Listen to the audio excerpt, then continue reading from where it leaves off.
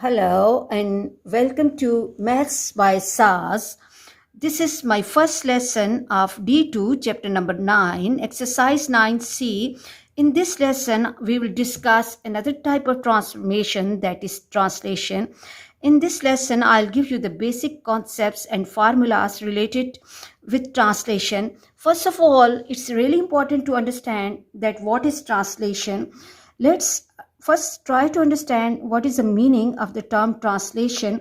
A translation is a geometric transformation that moves every point of a figure by the same distance in the given direction. A translation can also be interpreted as the addition of a constant vector to every point. Translation simply means moving. Translation simply means moving without rotating, resizing, or anything else, just moving. So, to translate a shape, every point of a shape must move the same distance at the same direction. I hope you are clear that what is the meaning of term translation. Now coming to the important formulas and rule for the translation. Translation can be represented by the column vector A and B, where A and B is the number of units of the move along x-axis and y-axis respectively. We have to mark the translation in a way like T of A equals to A dash. And what does that mean? That when translation vector is added to the object, answer comes the image. If the answers of image and object are given to us and we have to find the translation vector, what we have to do, we have to take the difference between the image coordinates and the object coordinates.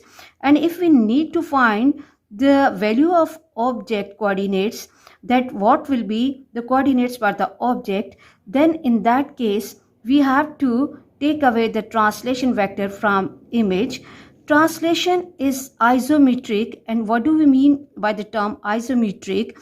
Isometric means that it does not change the size and shape, and the lengths and angles remain same.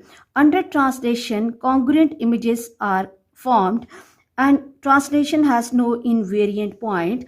If we look at this diagram, we can see that our object LMN has the coordinates minus 4 and 4, and M has the vertices minus 2 and 2, and N minus 4 and 4.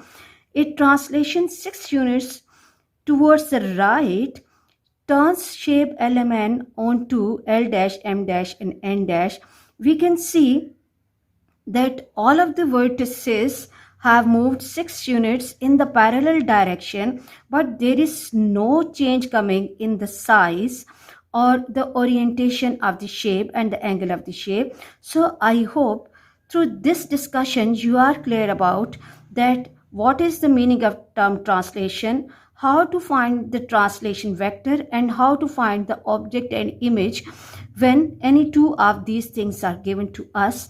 For next difficulty level, please catch me in the next class. Watch my lessons, like, share and subscribe the channel, and press bell icon to get the notification of every lesson in time. Thank you very much.